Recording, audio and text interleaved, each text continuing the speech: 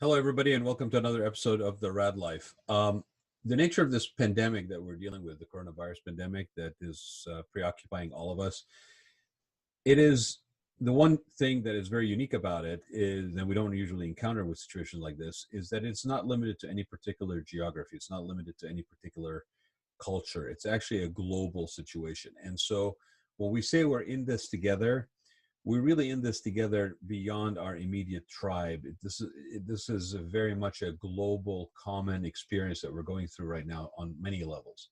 So with that being said, I've been doing these episodes almost once a day, and I wanted to bring in or start to bring in sort of an international perspective, people from different parts of the world, people that have maybe lived in different parts of the world, what they're seeing in their corner of the planet, what's going on, what are some of our shared experiences. And I couldn't think of a better person to start that off with than Trudi Bannister, who is currently in Australia, but she actually, until recently, was living in the south of France. She is a psychologist. She's a life coach. She is sought out and has clients all over the world. She is a psychotherapist. She's the owner of Trudi Bannister's Built for Bliss. And so she is in the green room, and I'm going to bring her on, and let's see what she has to share with us from her corner of the planet.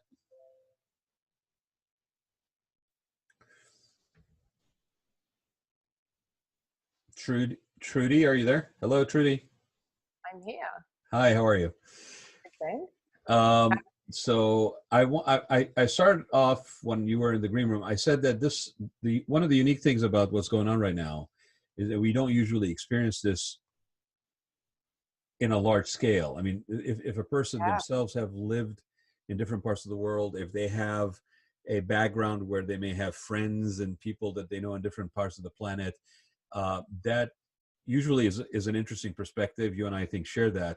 The thing though about this particular pandemic, in terms of the stresses, the strifes, the things that are challenging, the unique thing about it, I think, right now, is that it is a global experience. I mean, it's somebody told me the other day that's the ultimate experiment, social experiment, right? It has no borders, right?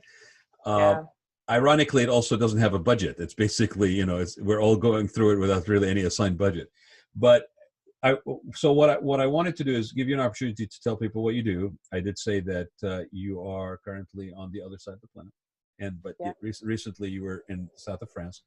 Um, but give people a little background, a little bit about what you do, and I want to just kind of delve into what you are seeing from your prism, basically from your side of things, in terms of people seeking out help, seeking out advice, things that people are struggling with. So with that, the microphone is yours. Okay, great. Hi, everybody. Thanks for tuning in. So my name is Trudi Bannister. I am an holistic psychologist, psychotherapist. I'm a mindfulness-based stress reduction teacher and energy healer and an author and a mum of 3 kids. So a bit of a ultimate kind of um, set of skills right now to deal with what's going on. So we're all, it is the great level playing field, right? We're all going through the same thing. There's a struggle for financial, for family, for, there's just worries across the board for pretty much everyone. So, none of us will get out of this without having been touched in some way. And some people really deeply traumatized. So this is one thing that's being spoken about, this global grief that's coming up and the global trauma that will result as, from having this prolonged stress. So just to talk a little bit about what I do, I help my clients, I support my clients to come home to themselves, to remember, their natural state, which is to be in bliss, to be, pure and playful, and feel good about themselves. So, generally that's how we feel when we're born, and then life shapes us. And, what happens is our subconscious mind is open and like a little sponge from the age of 0 to 7. So everything we experience or continually experience, or the big things we experience, which could be traumatic or super joyful, the really big emotional experiences, stay with us and become our normal. So if those things are consistently quite good, and I hesitate to use good or bad, but that's the duality that we live in right now. That's the framework. So if we're consistently shown and told that we're of value, we feel seen, we feel heard, understood, respected, then we generally come through feeling pretty good about ourselves and having a good attitude towards ourselves and our capabilities and what we can bring to the world. So let me ask you this, Trudy. So it's interesting you raised that kind of initial starting point and then how life basically changes. And one of the things that I have been kind of watching a little bit and I've been kind of thinking about is like for my nephews, for example. My nephews one is about to graduate high school and the other one is just starting high school. But those are still impressionable years and there's a sense of awareness of everything that's going around them. So, you know, you can imagine that something like this, like where they basically have spent the better part of their last, and especially if you're your last year, or in this case, it's also your first year coming in, right? Those are milestone years that you're basically now have colored with this thing called coronavirus and staying at home. And I didn't really finish my school. Who knows if I even will be allowed to graduate? Maybe I might have to return, repeat. So that's like a building block for those young adults, right? Oh, it's tragic. Kids that are younger, but maybe are, it's the same situation. This is kind of very much a shaping thing for people, not just adults, but also for children. Are if you don't mind, take a minute, because I don't know that everybody understand when you say, and it's funny because that was the first word that you said was holistic, right? Right. Okay. I don't think a lot of people understand. Like, I mean, I happen to do a lot of work with the spa industry, so to me that's common language, right? But I'm more interested from your perspective. When you say holistic, what do you mean? Okay, so, and I want to go back and touch on those wonderful things that you just spoke about as well. So holistic so psychology is traditionally about the mind. Okay, so we talk about, the well-being of the mind. Mm-hmm. If you look at the person holistically, it's the mind, mental, physical, emotional, and spiritual, the energetic. Okay, so the whole, as in the whole organism. Mm-hmm. If we focus only on the mind, and the mind, of course, has an amazing ability to change our whole experience, right? But it's not just the mind that changes our experience, it's the feelings that occur in our body and then the behaviors that result.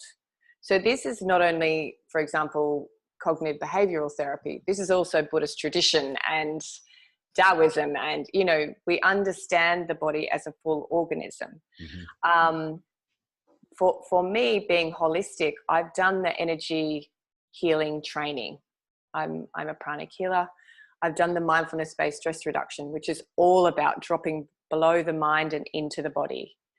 So if we can, really value ourselves as a whole organism, then we'll value the role of the body, not just the mind.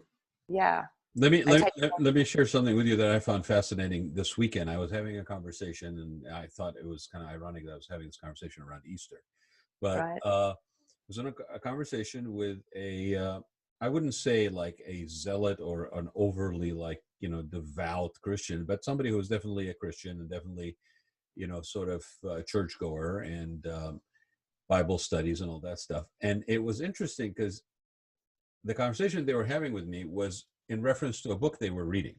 And the book they were reading was actually written by a Franciscan priest. Yes. And it was actually, I can't remember the name of the book. I wish I could remember. I think I had too much Cadbury, eggs, Easter eggs, and too much stuff. The conversation was, and what this book was basically by a Franciscan priest, is, I mean, I expected it from a Jesuit, but Franciscan is through me. So Mm. he said that the conversation was talking about how maybe Jesus is not God, but the manifestation of God's spirit in a person.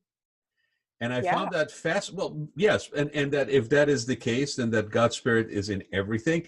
And I found it fascinating that here we are in 2020, maybe finally we are able to have a conversation from a religious side that is echoing exactly all the stuff we're talking about here, which is that the spiritual energy, and it literally uses language like energy. And I'm thinking to myself, wait, hold on. This is by a Franciscan priest that is written about God, right? And about Jesus. And it's basically, challenging those sort of black and white tenets of religion and trying to find kind of commonality based on energy and spirit and godlike behavior. And I found that very fascinating. I'm sorry, I'm off on a tangent, but you brought that Oh, up, and it's like yeah. I found it fascinating. I'm like, wow, really? Yeah.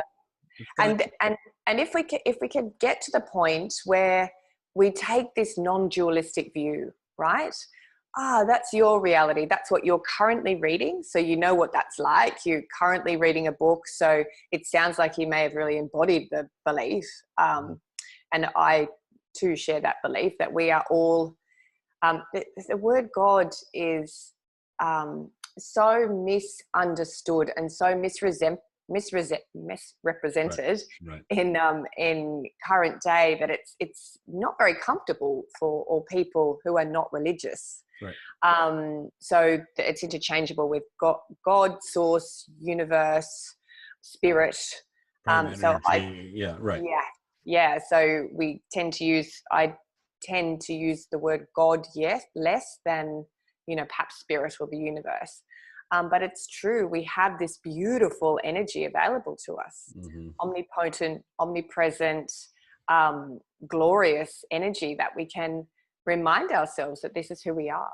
Well, the reason I brought it up is because in my mind, and I think probably you and I share this, is that from that stems this sort of, like basic right that you have of a state of bliss. And Yes. that is sort of gifted. It's almost like the state of creativity.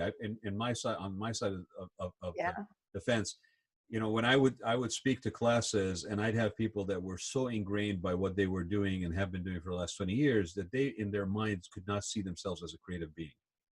They just couldn't see themselves as a creative being. Zero. And I actually even had one situation where somebody actually was vigorously writing down everything I was saying, and I'm like, I know I don't have that much interesting stuff for you to be writing down every word I was saying, right? And he turns around and said, anybody has questions? His hand just went through the roof, and I said, yes. He goes, how do you be creative?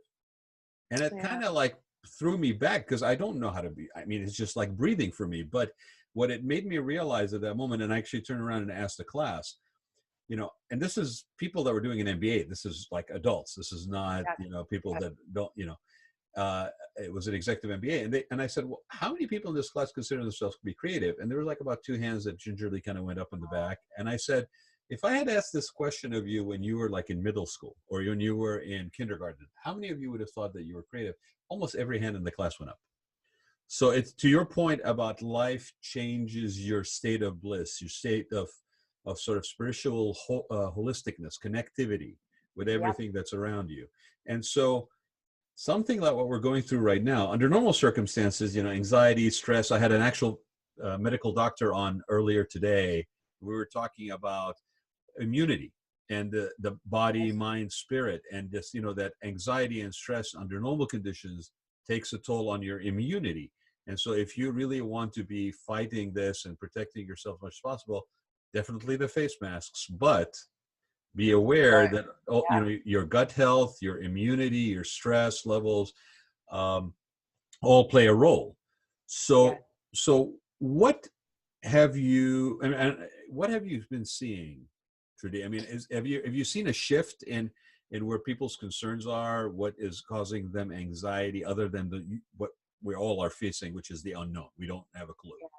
It's true, isn't it? Nobody really knows how we're going to come out. And what we do all know is that change is definitely permeated through the entire world, and nothing will go back to the normal that we knew, which for some people is so incredible. I mean, change is scary for humans, and particularly for people under the best of conditions. under the best of conditions. Under the best of conditions, yeah. And particularly for people who you're talking about, like that are super linear, really linear, up in their heads, like it's going to be like this. You reference your nephews, final year, they had the plan and they've worked hard for it and they've been sold this dream. Mm-hmm. Like if you work really hard and you get the good grades and it'll just be a step-by-step thing, and you're going to, you'll get the house and the wife and the car, and you're going to have, that's what will bring you bliss. Those are the measures of status. It's funny because right now, and I had this conversation last week, one of the things that's probably stressing out some people, not me, but people that are what you're referring to, that have just absolutely, this is the playbook. This is what I do, right? Yep. The simple definition of status, yes, and the benchmarks of status have been thrown completely out the window. Like, what do you do and what do you drive? Isn't that like the cliche that when you meet somebody, avoid actually having those questions, find something else to connect with people because it's so superficial, because it's so common. Oh, hi, my name is Raad. Oh, what do you do? Oh, what do you drive? Right? Yep. We're, 60 million people filed for unemployment last week. Nobody's been driving their car because they've been staying at home. Have you noticed how much of a drop in selfies there has been on the social media? Amazing. Like, I mean, are the people who are in the business of stop and repeats still in business? Because there's been no orders of stop and repeats at any openings, any launches, any, nothing. I know some stop and repeats have actually been repurposed as backdrops for podcasts, but pretty much that's it. And the whole human measure of status has gone out the window. Now, the good side of that is we have a leveling of playing field of what is maybe more important than some of those material things, right? Yeah. I don't know. Yeah, it's so interesting, this collective narcissism that is rife in society right now. Kids are being raised to do these selfies and it's all about me. And, when they're going through an experience thinking what's the best angle that I can put on Facebook, or Instagram or whatever is popular. Always take the photo from above. Don't take it from below. I mean, right. And we're all groomed for this. I'm not a teenager but I'm close to 50, but I'm still experiencing this in my, and I have young children. So it's really interesting. They're kind of prior to that. And, but I'm around people of all ages, and it's fascinating to see this change. So there's this collective narcissism.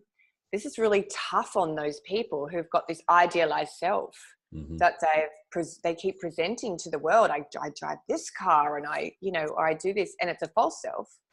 So it's really interesting. It's like that false self is crumbling and you're forced. So narcissists they'll push against becoming more self-aware because it's too painful. Mm-hmm. But younger kids coming through and sort of starting to display those characteristics of lack of empathy and being really super entitled and willingness to sort of exploit others, which are the traits of narcissism. It's falling away. It's all back to, okay, what really matters, and paring back. Everyone's paring back, but it's super scary. People are frightened. People are recognizing the dysfunction in their families. A lot of people that I know, the husband travels while the wife stays home, or vice versa. I've lived in expat communities for the last 15 years, and prior to that, there's a lot of that where now families are at home, both parents and the kids, and they're not used to that. Mm-hmm. There's a lot of parents who have had nannies or, outsourced their kids to after school. And they don't have that anymore. None of that is there now. And so what's happening is domestic violence is massively on the rise.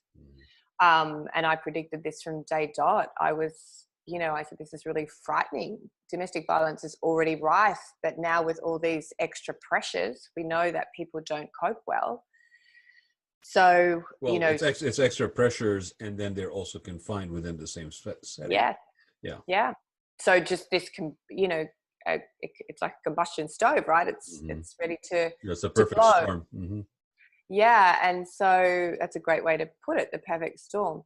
So what's happening is people's old trauma is coming up. They're being triggered. So emotional wounds are being triggered of, you don't see me, you don't appreciate me, you don't care about what I'm doing for you, I'm doing too much for you, nobody's doing anything for all these things that could be coming up. And, people are combusting all over the place. And of course, that needs to come out. So if they don't have the skills and tools to get that anxiousness or frustration or anger or sadness out safely, it can come out in really quite dramatic ways. So what are your I mean, the opposite is also, I think, true as well right now, right? You have people Absolutely. that have been put in situations where, relationships may improve, Yes. things that have been maybe unproductive in their relationships are now, maybe no longer there, proximity. I mean, we used to talk about the fact that as in contact, or sorry, as connected as we are as a world these days with the technology, the level of connection seems to be in the reverse. The more connected we are, the more the more in contact we are, the less connected we are, and Yes. that there's a sort of a superficialness to it. And again, there's that layer of narcissism that you're talking about. That it's a fascinating layer, because it's not even regarded as narcissism anymore. It's regarded as normal. Normal. Yeah, Yeah. and for some people, they don't know, there is no before this. Yeah. There is no before a cell phone basically rules your life. There is no before. I mean, it was only a few years ago where we were talking about inappropriateness of being on the phone when you were at dinner. That conversation over the last few years has receded. I mean, it's like, it used to be like the biggest like etiquette slap to basically be on the phone. There's still some people that talk about it, but if you monitor it, it has become less and less a conversation. Yep. Right? It's Yep. like, it's okay, it's part of our life now. So now we're thrown together in situations. I mean, there are moments, and I'm a little bit of a, like kind of a, I don't know, out of chaos comes order. And so Yes.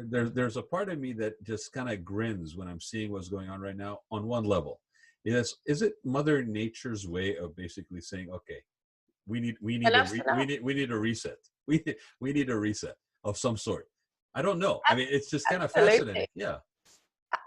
I think that's indisputable, Brad, because what was happening is we were being told about global warming, and we were being told to, take this seriously. And we've got these lovely, people coming out and talking till they're blue in the face about how important this is. And was anybody really shifting their behavior? No, I'm Was too busy taking selfies. Of course not. Yeah. And too busy driving my fabulous car to my fabulous job and all of that, which is, of course, that's the way of the world. And I have a very different view on life, and I'll share that with you in a minute. It's really interesting, the prelude for me to this occurring. I was called to go inward and really, really settle down. So it's like I kind of knew the wave was coming. Yeah, but it's a fascinating thing that now everybody has to stop, and pollution's just naturally, it would never have happened so quickly unless something of this magnitude had stopped the entire world. There was a picture of downtown Los Angeles over the weekend. I think it was Friday, and it was taken from Echo Park, and it was looking down towards the skyline of Los Angeles. Yeah. The level of smog, the level of lack of congestion in the area, the clarity of the sky, the fact that you could see the mountains so far back was like jarring. It was breathtaking, but it was jarring. And I remember I saw where it was posted, and the comment that really struck me was when somebody said, "Oh, this must be why everybody wanted to come here." Mm, It ah, wasn't about Hollywood.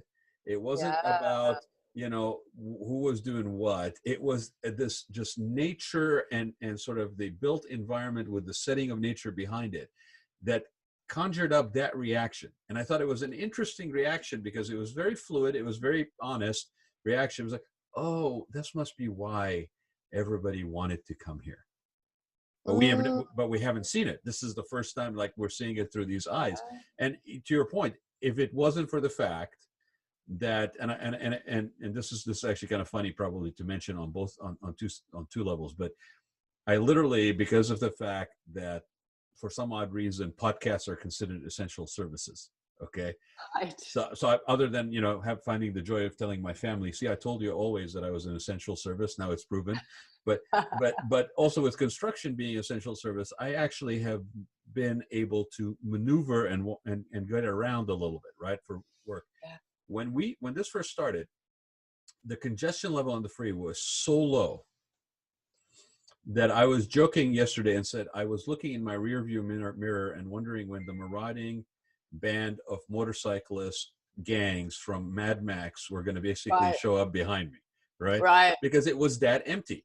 Now, Yeah. in the last week, speaking to the human condition and how much restraint and uh, uh, sequestering people will put up with, Yeah. there has been a steady increase of traffic on the freeways for the last week, Interesting. right? So And the it, shock, the yeah, initial shock has worn off.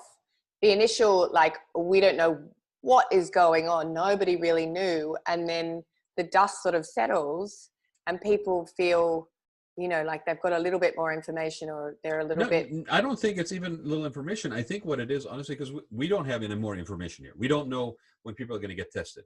We don't yeah, know when there's a vaccine. We don't know, and 16 million people filing for yes, unemployment is a jarring a statistic. I mean, I lot. looked at the the graph, and it was doing this since 1965, and then it literally shot straight up.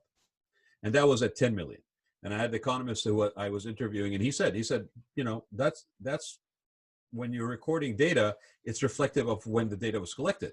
So we are now 2 weeks later. Don't be surprised if the numbers come in at 15 million the next time they're reported. They came in at 16 million. So I think what part of it is that in people's minds, consciously or unconsciously, there will come a point where their risk factor of sickness Yeah, and virus and their loss of management of their lives, their economic well-being, their ability to provide, that is going to get to the point where, you know what, I'm just going to take a calculated risk. yeah, I'm just going to risk it. I'm going to do everything I can, but I'm still going to go out there and risk it. And you see that in situations where countries who have been through war, or like I remember having family or relatives in Lebanon, and after year and year and year and year, and we're looking at them, we're like, you're going out every night and partying. You guys are at a war. What do you want me to yeah, do? yeah. So I bet you in Vegas there's probably some sort of bets going on when is like a pool. When is it that people are going to finally just say, no, I'm done? Yeah. Is it April 30th? Is it May 15th? I don't know. But I mean, to put a lab coat on and just kind of watch it, which is not really fair because it's really affecting all of us, right? But if to look at it through that window, I really wonder, and I'm interested what you think. We're not going to go to a normal. That old normal, that's gone. We're not going to go back to what it used to be. As much as people maybe are trying to hold on to that nostalgically, Yeah. where do you think we're going to go? Are we going to come out of this thing as a society, maybe at least for a certain period of time, better in evaluating what is important? I certainly think so and hope so. From my little corner of the world and what I'm seeing across the world through friendships and clients, um, it seems to be having that effect. So people because we're all called to stay home, we're all called to go within, right? Mm-hmm. This is another piece of it's not just for Mother Nature on the outside world, it's for each of her children to go within and clear up the inside closet. Not even proverbially, literally go within. Literally, Mm-hmm. literally. So literally sit down and sit with, okay, what's coming up for me? What's coming up for me? What's coming up for me? And for someone who's done that for 20 years, more than 20 years, this is normal, natural, and, actually a joyful experience. But for someone who's resisted it, for someone who's been in their head and go, distract, do, succeed, now do you love me? Gain approval, like, people that have just been on the go, or, that's not the only archetype, but there's lots of ways people have distracted, denied, repressed, avoided, the going within, avoided looking at what's coming up. Well, and to be fair, there's so much noise that it really takes a disciplined person who's determined to actually eliminate enough noise to hear that inner voice, because there is just an increasing amount of cacophony that's out there of content. Absolutely. I mean, I refer to it as a cacophony of content. It literally is so much noise. Bombarding. Yeah. Competing for your attention, constantly trying to distract you into this shiny object or that shiny object, that under the most normal circumstances, you are being bombarded. So to have the discipline, which, I'll be the first to admit, that really takes a muscle building. You got to build that muscle. You can't just call on it right there, right? And it also, building that muscle can be on the go. So it doesn't have to be about sitting quietly in a room or sitting quietly on a mountain.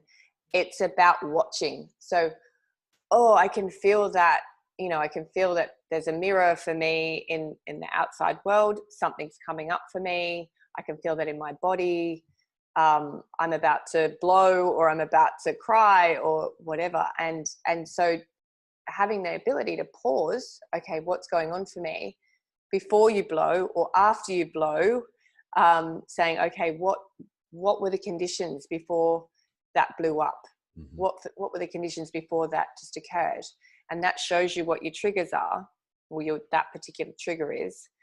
And you can tend to that wound. You can have a look at what's going on there and tend to that wound. Because it's not really eliminating the triggers per se. I mean, you can minimize it. Sometimes they're eternal, sometimes they're not.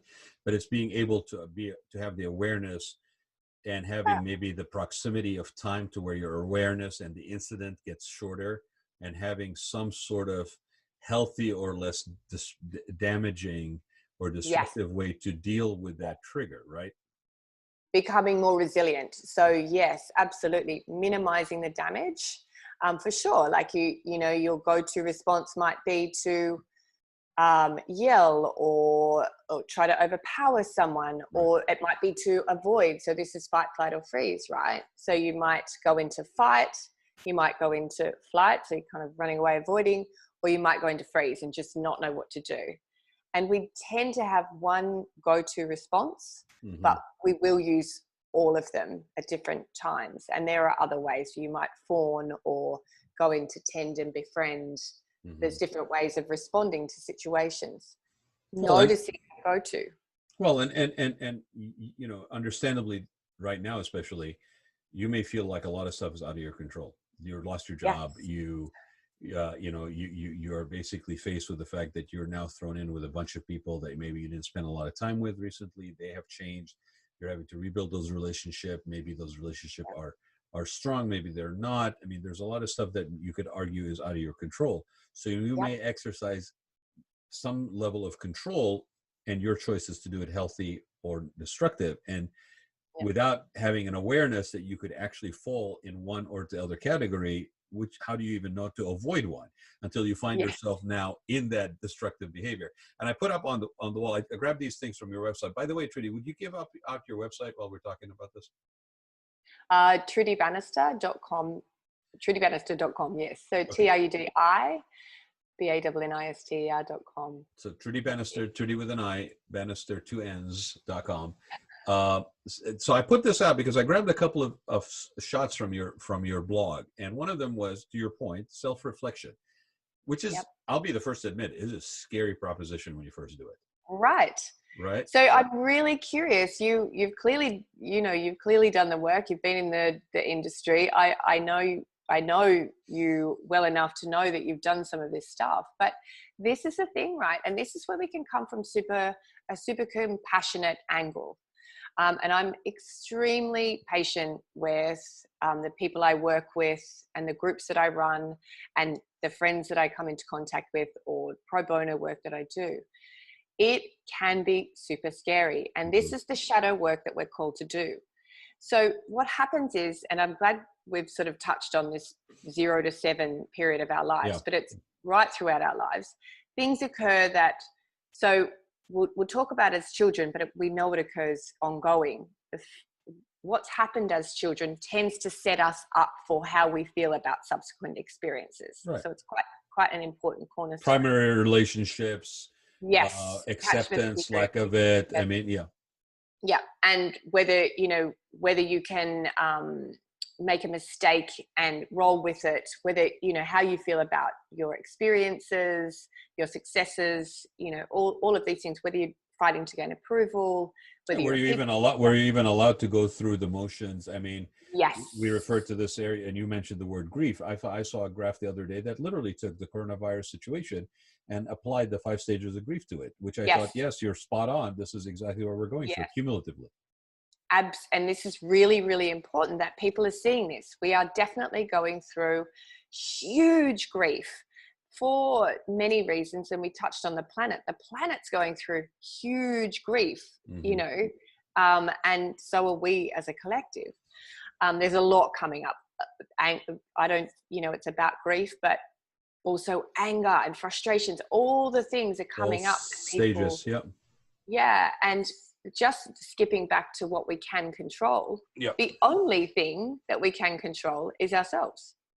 We can't control anything else other than that. We can try to control the people around us, but that's not going to work very well for our relationships. You should see the look on people's faces when I tell them that surrender is the ultimate empowerment. Yeah. And they look at me and they go, "You're nuts."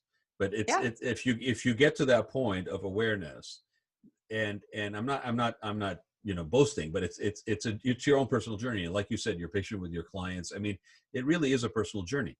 It takes the time it takes the steps it takes the respites it takes, the slips, whatever. But it is fascinating to see the whole planet go through a cumulative experience. Yes, absolutely. Like this.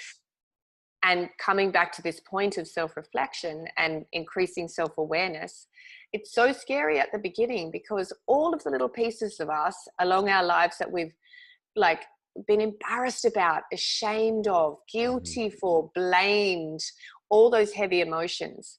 There's an amazing map of consciousness created by David Hawkins. And David Hawkins, and it's an incredible map that shows us that the lower emotions of blame and shame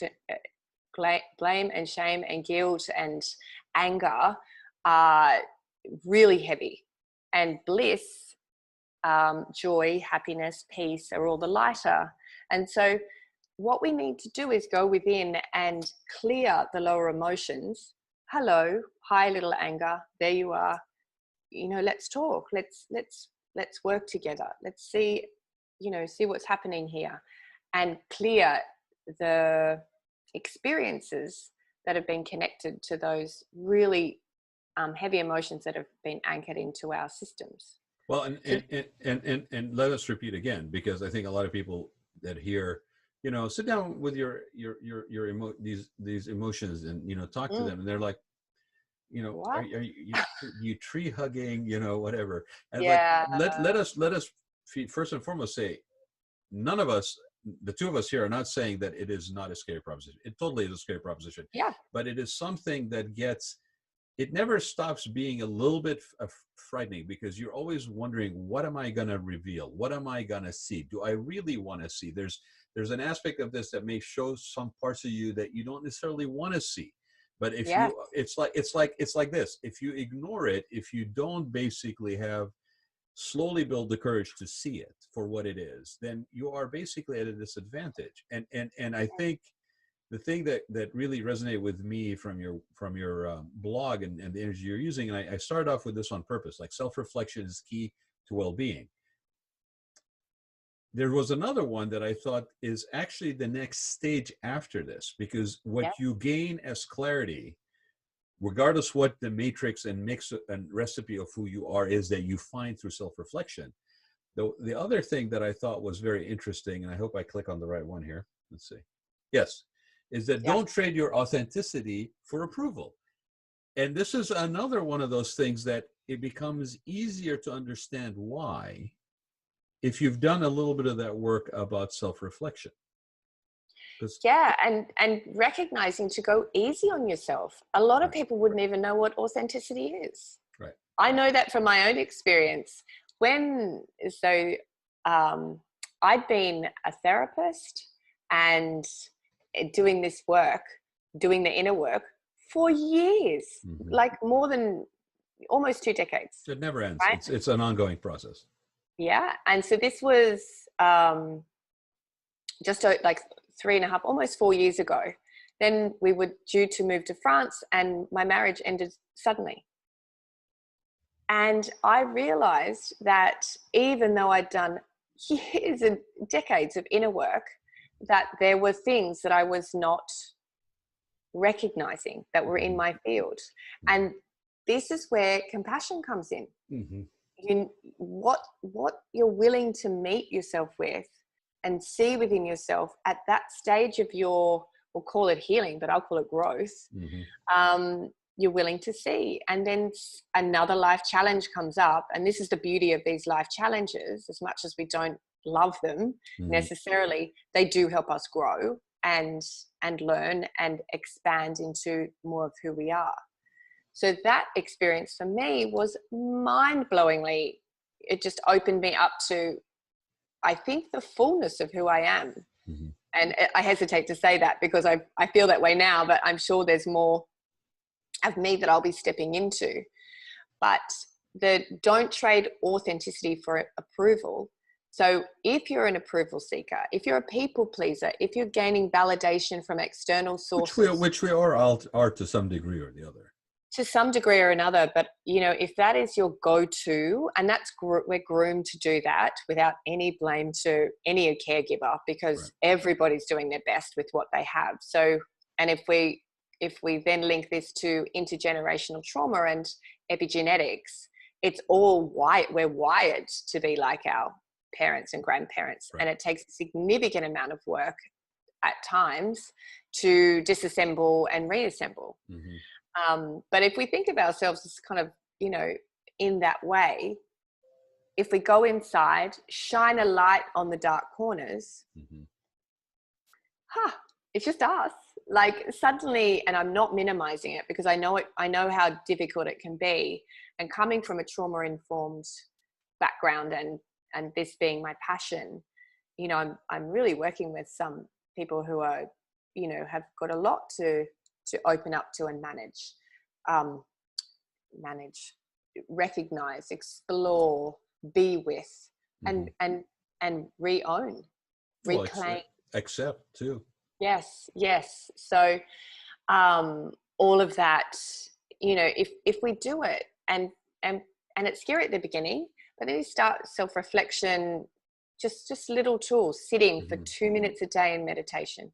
That's just if you can't close your eyes, if it doesn't feel safe to close your eyes, lower your eyes. Just, gaze at something on the floor in front of you. And then just write a little bit. But I know with some clients, and particularly male clients, tend to just not want to write. They just don't want to write. So I'll say, do a little voice message to yourself and then delete it if you feel uncomfortable having something so personal outside of you. But just find little ways to reconnect with yourself and love yourself and accept yourself. I mean, we don't have to necessarily journal. I mean, I get that, but everybody's got one of these, right? So you could easily kind of do a little video log for yourself in the moment, and then go back and look at it. I mean, it's kind of fascinating. Sort of Facebook does that a little bit to you when they basically show you what your memory is every day. right? Yes. And then you go, oh wow, really? There's no avoiding it. Facebook is going to remind you what happened.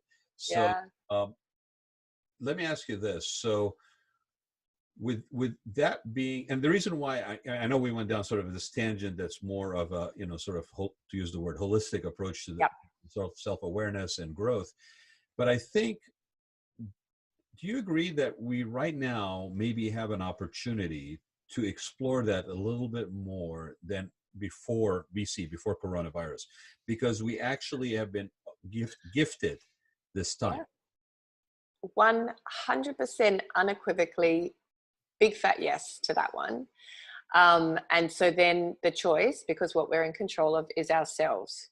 So people will say, oh, no, I'm still too busy. I'm watching it. I'm watching now, don't have as much work, are finding other ways to serve or create or, whatever, to distract themselves. And of course, some people are doing both. Don't get me wrong. There's no one way here. Right. Personally, I'm parenting 3 children 24/7. And still finding plenty of time to go within the noise. Mm-hmm. I don't have 6 hours a day when they're at school to see clients and do things. I now have all day with them. And the beauty for parents like me, I'm getting way back in touch with, I'm spending all day with my inner child. Right? So this reparenting work, the inner child work, Mm-hmm. is super important, where we find ways to go back and see that little person within us and recognize what they didn't get, Mm-hmm. that they might have liked, recognize the needs that were not met, recognize that the ways that they saw the world and recoiled or have tried to please people or whatever, Mm-hmm. the anger that's come up, and the defensiveness. And we can notice that, and we can start to reparent ourselves. What do you need today, honey? What would work out for you today? Mm-hmm. And so that's the dance with my kids, and it's so good for them. Well, it's So good. It's good for you too, because you're connecting oh with your yes, children in a relationship yeah, level that you were not. You got accustomed to not having. That's why it really comes down to mindset, I think, to this. yeah, I'm not knocking anybody that is basically feeling no, paralyzed by it or overwhelmed by it. It's totally yes, justifiable. But I think if you take the wins, the good old, if you take the little wins, right? The little wins of that you're actually being afforded more time. You're afforded, I mean, I'm connecting with family via Zoom, okay, almost on a weekly basis now, like standing invitation to have, I talked to 12 members of my family on Saturday that I have probably not talked to other than via a little text thing on Facebook, every once in a blue moon. So if you really look at it through the filter of what is being gifted you right now versus what you are losing, I think every one of us can find something that we can come out of this feeling like we got and gained something. That's more likely very meaningful, to be honest. Yes, absolutely. And so, whether it's gratitude journaling or just noticing, just even paring that back from gratitude, but to just noticing, or even an acceptance journal, or making notes, going around the table, which I've done a lot with my own children, and I speak to friends about, like, what's good about this. We're very lucky. We live on a beach. It's actually our backyard. So in a not high population part of the world. Right. So, which is the incredible thing, because just 9 months ago we lived in the south of France and would have had a very different experience. So another piece of this is noticing, being able to notice, like, get in touch with your intuition. Mm-hmm. The more we're able to get in touch with our own body sensations and our own reactions to things internally, the more we can notice what comes from heart and what comes from, feeling a bit yucky. And so, we can really get to know ourselves during this period. So we're gonna end here in a minute here, but first of all, I want to just remind everybody also, TrudiBannister.com, Trudi with an I, Bannister with 2 N's. And I really wanted to ask you about this. What do you mean by what is your flavor of bliss? So bliss is defined as like, you know, that ecstasy, real joy, real happiness, you know, that, and it's an inside job. So that was a bit of a fun one to help people to, and it's obviously perfectly been the case, to think, okay, what does that even mean? Mm-hmm. What does that mean, the flavor? What, you know, what is there? And so that for me was saying, go within. Mm-hmm. What's the texture? What's the flavor? This is what we do in mindfulness-based stress reduction and any mindfulness teaching. Okay, so something's coming up for you. What's the texture? What's the flavor? How does it feel? You know, what color is it? How hot or cold is it? So you're going within your body. So it was a bit of a play actually, and quite playful. Like as though you can go to the ice cream shop and there's a row of, you know, but it's not like that. It's an internal job. That's quite an old blog post. It's interesting. My website, I haven't done anything with it for a while because all of my clients come through word of mouth, and I've been busy writing, and I do stuff on social media. So it's fun to see, you know, see what's yeah, no, I thought they were very, very meaningful. And again, you know, being involved with the spa industry, we tend to be a little bit more touchy-feely. I mean, we used to say that, you know, we were very much a hugging industry. I'm going to see what happens after coronavirus, whether we're still going to be a hugging industry or what. It'll be so interesting, right? Just this change, this prolonged change in how we can interact with each other physically. It's so interesting. Literally that personal space, what happens now, right? Yeah. And it's not out of sense of privacy. Now it's out of sense of health and well-being. But the reason I pulled this one specifically is because I go read the blog. Okay, there's more to this than just the graphics on each one of these. But in that industry, we use certain terminologies interchangeably, and one of them is bliss. And for anybody who's in that industry or colleagues or peers or whatever in the spa industry, you know, I've heard the word bliss so often that it's almost become like greenwashing. It's like just generic, right? You know, may you find bliss, may you, you know, like thoughts and prayers. It's almost become generic. And so what I found interesting about the way that you wrote this one is it really is actually almost an extension of that self-awareness, self-reflection, getting a sense of who you are, that you know, your authenticity is not anybody else's authenticity. It is whatever your authenticity is. And the fabrics that weave the cloth, or your, you know, the yarns that weave the fabric of your authenticity, that's just uniquely yours. And in the same way, kind of bring it full circle to where you start off with, you know, that you are sort of, you have a God-given right, if you will, or a primary power right for bliss, a state of bliss. You need to know what that is, because it may be completely different flavor for you than it is for me, or even people I share my house with. It's your flavor of bliss. But if you don't know what that is, how can you achieve a state of bliss? Yeah. And the primary thing is, and I'll reference the scale of consciousness, the map of consciousness. Raise the book, Trudi, so they can see it. Well, this is the page, David R. Hawkins, but my book is Built for Bliss. And let me just put this up. It is available on Amazon, as you can see right here at the bottom. Yeah. So go get Trudi's book. I would love one of those signed, by the way. Okay, no problem. It is an excellent book, even if I do say so myself. I've had so many great reviews, and it's helping, like, people coming through right now saying, oh my God, I'm referencing your book again.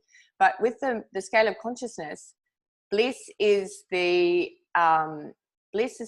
emotional state that's associated with peace. Mm-hmm.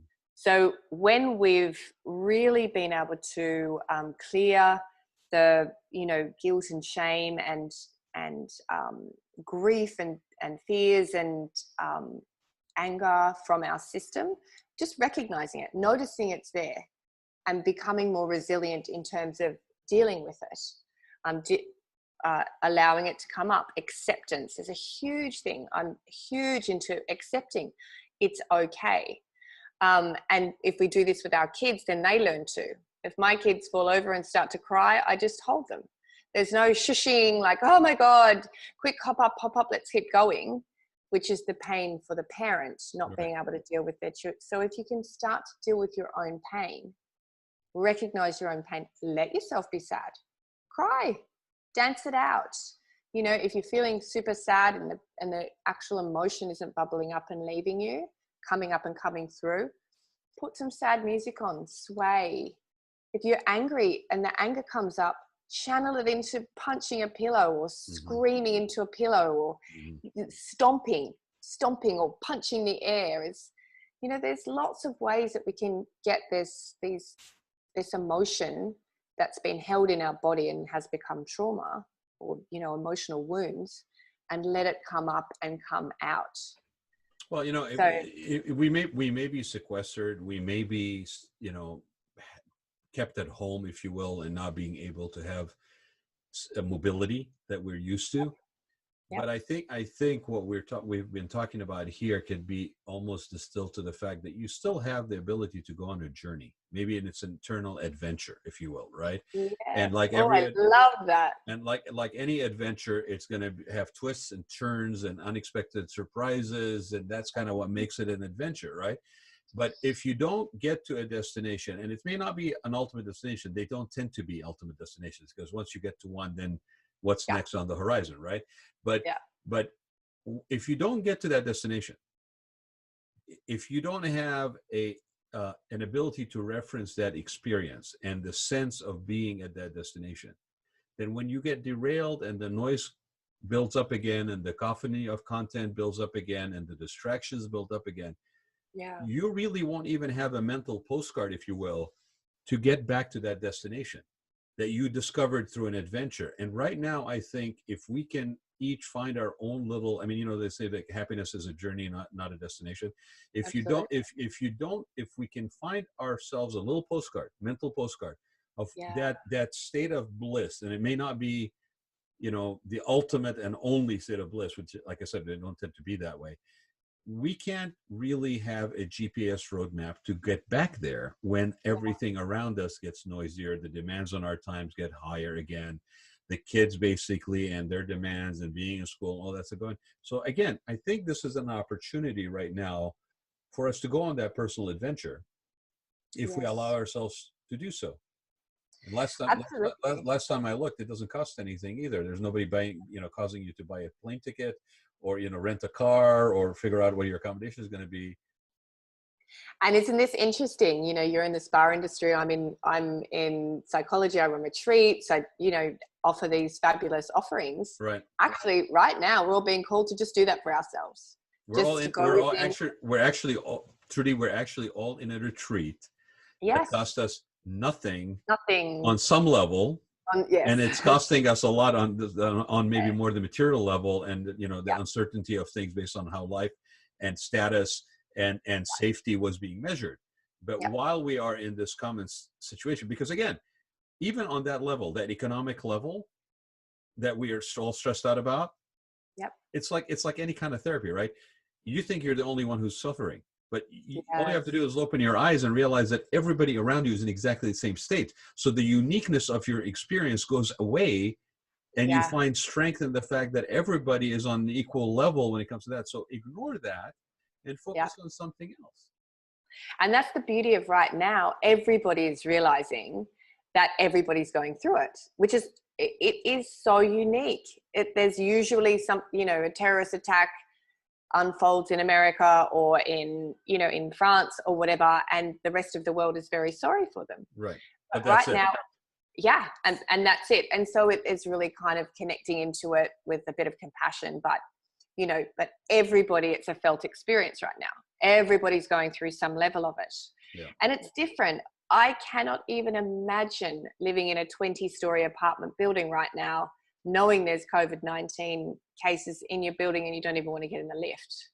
You know, we live in a beautiful villa on the beach in a sparsely populated area. There's different experiences for different people all over the world, but we're all in the same boat to some degree.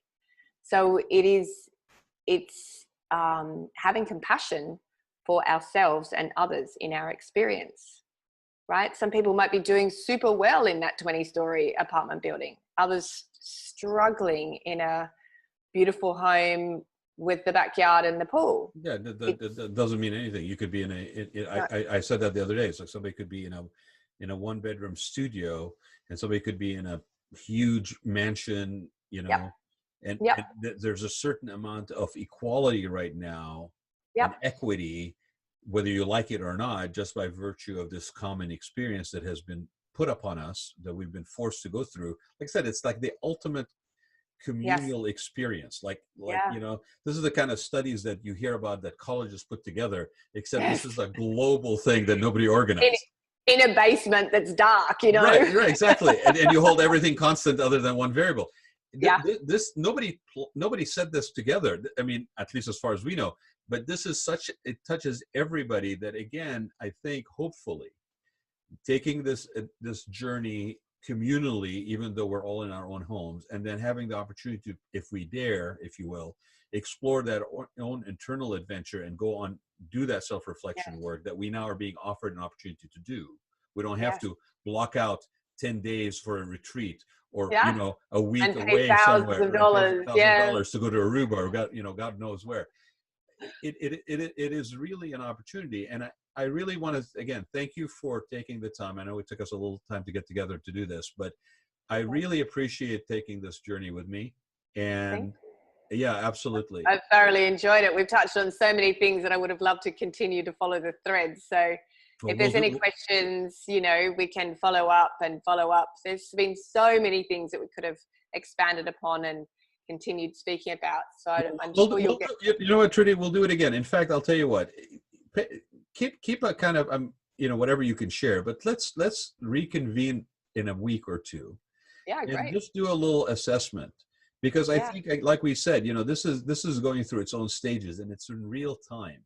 So 2 days, 3 days from now, we may be looking at riots because people are not able to basically continue to be restrained. We could be looking at compassion being formulated in ways that we didn't even predict. So I think being able to talk about it at this level, and it's not going to be for everybody that listens to this show, I'll be the first to admit, but I think it would be interesting to do a little check-in, like almost let's take the pulse in a week or so. Yeah, sure. And just on that note, anybody who's not seeing the silver lining, anybody who's not is feeling super uncomfortable about going within and clearing what could be quite significant feelings of, oh my God, what's in there? That's okay. Wherever you are, whatever you're feeling, no matter what it is completely valid. I see you. And I know it's tricky. And I would guess that by going to your website, especially now, that you are basically being able to be there for people, assist people, guide them, coach them, remotely. And again, that's an opportunity, right?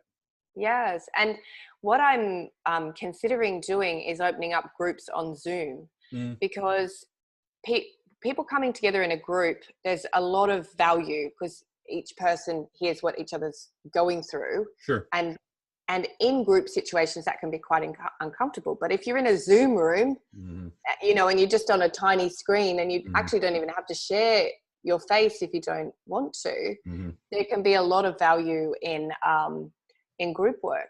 But definitely one-on-one. I'm working with people in America. I'm working with people in France, Canada, as obviously in Australia, because that's where I'm living right now. So Singapore.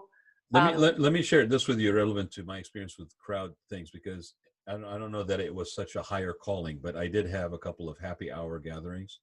Right. And we had even like a cigar night and happy hour last week.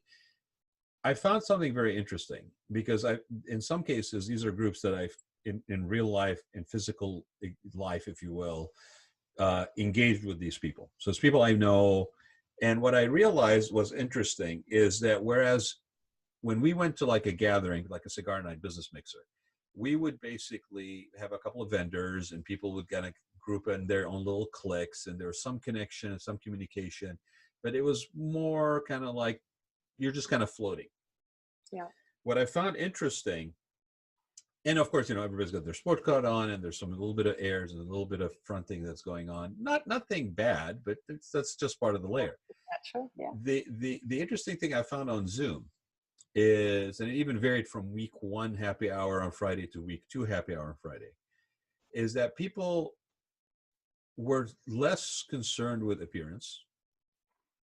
They were less concerned with what they were drinking versus they're just drinking whatever it is that they want to drink. They actually communicated with more depth. Yeah. Because they were like literally there, like you and I, like every moment in the now was engaging one-on-one with somebody.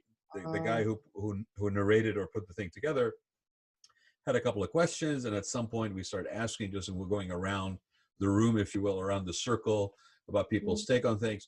But at least for me, the level of contact, the sort of the depth of connection via the Zoom call seemed a lot deeper than what normally would happen, at least outside the immediate click of certain people. Like, the circle got a little bit bigger, the level of communication got a little bigger. So I would be interested to see, if you do that, how that compares to a real, like, therapy group session or some sort of support work that happens in real life. We may be looking at another, again, in every aspect of life, every aspect of work, in every industry, we may be looking at a layer of communication right now that is being ingrained in us over a 90-day period that will never go away. They'll always be there with us. And so the people in a therapy setting, you're being called to speak. If I run a retreat, I make sure everybody gets an opportunity. But in a social setting, you'll find your cliques, and there'll be the louder people than others. But in a Zoom room, it's like a retreat, right? You're literally handing the talking stick. Brad, what do you have to say? Roger, what do you have to say? Fred, what do you have to say? And so everybody gets a chance to be witnessed. Mm-hmm. We asked people after the first day of doing it. We kind of almost formulated an etiquette of basically everybody mute themselves unless you're going to speak, and if you're going to speak, and it was kind of a little bit of a joke. I said, if you put your one finger up, I know you're going to go to the bathroom, you're asking for permission. If you put two fingers up, you want to speak, and then the person who's basically holding the meeting or hosting the meeting can call on that person. Because again, having been sequestered for a week, people were given an opportunity to connect, and everybody was talking all over themselves. There was it was a functional, dysfunctional extended family. It was just everywhere. So, but very quickly, in a group dynamic, it self-regulated, which again was fascinating. This is 2 weeks ago, nobody did this, and now all of a sudden we have a new protocol, new etiquette that everybody accepted as a formula for communicating. And see you again next Friday. I love that. It's beautiful. What you've just talked about is absolutely beautiful, and particularly for men to be heard within a group of men. I mean, you have just touched upon running men's retreats. Yeah, well, I mean, because I say it all the time, and I first admit it, is that women are a heck of a lot better at this. You guys have support networks, you have sort of more tribes and support tribes than men do. And we tend to basically, unless you're fortunate enough to be living maybe in a place where you either went to college or you grew up and you have family, friends that you kind of picked up along the way and they're still around, we tend to get fragmented, and we don't have that.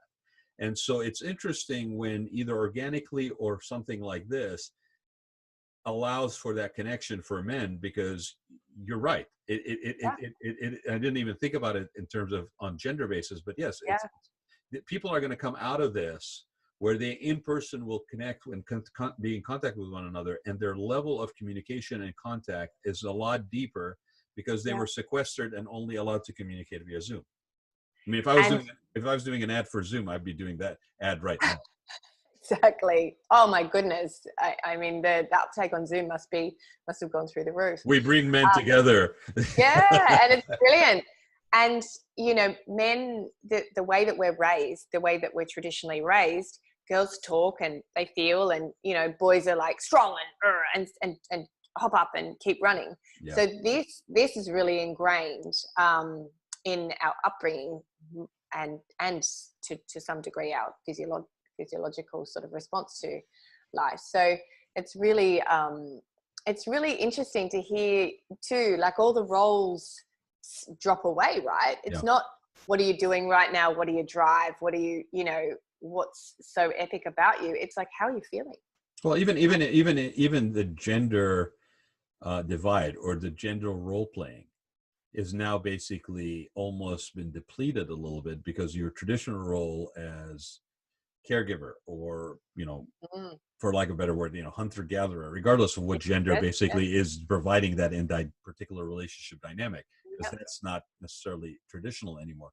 But that role, that primary definition, is now basically been put on hold yep, indefinitely, and yep, you're thrown together into an environment where, like I said, the level of equity is it's going to be fascinating to see how much of this takes. And maybe it's my jaded nature to think, we'll forget about this in about 30 days.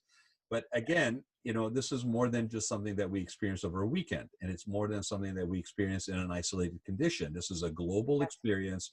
You yeah, could go, in 2 months, 3 months, 4 months from now, you could be traveling to the south of France, and you could be sitting at a little cafe in Nice, and you could basically have a conversation with someone that you've never met in your life, and talk about how was it for you when this yeah, was going on. I mean, yeah, there's a common point of reference for every single human being on this planet right now. When was the last time we had that? yeah, yeah. It's so beautiful. It actually is one of the most beautiful things that I've been talking about is the fact that, I've got friends who live in South America. A friend of mine who lives in Peru. Sorry, one sec. Thank you. My little girl. I've got friends who live in Peru who are starting a business there, and she's talking about, the economy there and what's affecting, and that's similar to what's going on in the tourist area that I'm currently living in. And Mm-hmm. so the fascinating piece is, and obviously in France, there's wherever you're going, like, it's interesting how there is a real level playing field Mm-hmm. in many of these things. We're all going through similar stuff, and Well, we're I all mean, able to feel. it didn't even occur to me until we were talking, and just like at that moment, again, that's sort of that allowing yourself to go through a journey of reflection, right? Yep, yep, That we were doing a common reflection here, not necessarily personal reflection or self-reflection. But I grew up overseas. I went to school in Switzerland for my undergrad, and I ended up on a side of the mountain in pretty close to a social experiment. It was a school yeah, that was an 1800 uh, and something building that used to be a sanitarium for tuberculosis, that had been converted to a well, no, actually, it's a beautiful building. It was actually the subject matter of a book by Michael Mann, which is German literature, actually, called On Magic Mountain. And yeah, so it was interesting, because at best, the school that existed probably 50 years, because it's no longer around, which was formulated by people who were in NATO and wanted a high school first for their kids to go to, and then wanted a right, college for their kids to go to that was nearby. yeah, Sylvester Stallone, ran away and hid there in the library. Yes, Rambo hid in the library other than go to Vietnam, and it was a theater major. Surprise, right? right, But what was interesting about it is we had people from different socioeconomic levels, people who were escapees from the Shah, during the war, uh, after the Iranian Revolution. You had people that were sons and daughters of industrialists. You had people that were from royal families. You had people that were brought in on a school scholarship from California mm, to play volleyball in this little village in Switzerland for the local team. It was about 300 people at best, and it was Big Brother before Big Brother existed. Right? yeah, right, It was on the side of the mountain. We were at the end of the road. We literally, there was nothing behind us other than mountains and like the glacier where you could go ski. So I'm not knocking. It was a beautiful experience. no, I was too no, young, at 16, to even realize what the heck I was experiencing. But looking back, especially with the fact that the school is no longer around, so there's no physical connectivity to anything, right? yeah, Um, it's now reverted to an upper campus for the high school. We have a room there to celebrate all the people that went to the college. But other than that, the college does not exist anymore.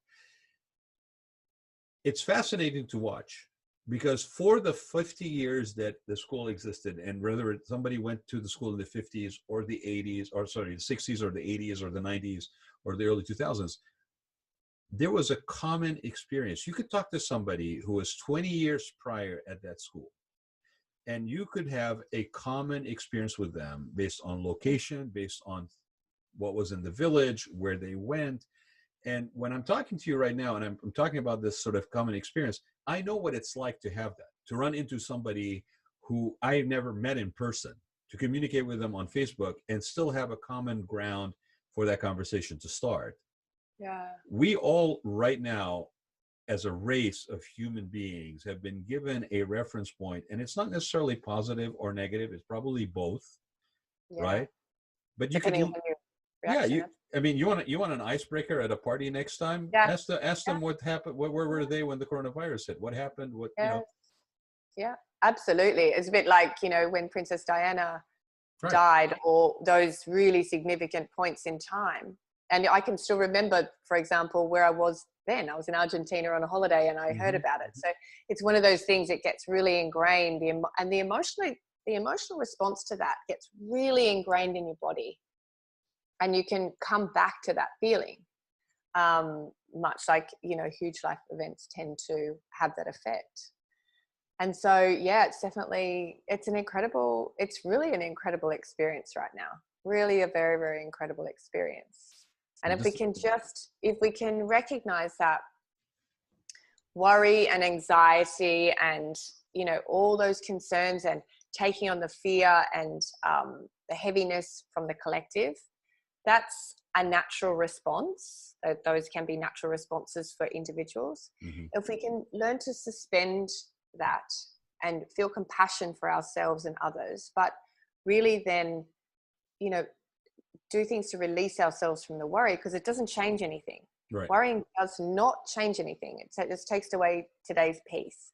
And letting ourselves come back to the truth of what is, recognizing what we can and cannot control, which is all we can control is our response, our reaction to things, and take good care of ourselves. That's what we're being called to do. Well, with that being said, again, everybody check out trudibannister.com, Trudi with an I, Bannister 2 N's, and then I will check in with you, my friend, in a couple of weeks or a week or so, and let's do a little evaluation. Thank you so much. I know it went over, but I really appreciate the experience, and thanks for taking the time to be there with me. Yeah, brilliant. I loved it. Thank you so much. Thank you, Trudi. You have a wonderful day. Be safe. Bye. You too. Bye-bye. Bye-bye.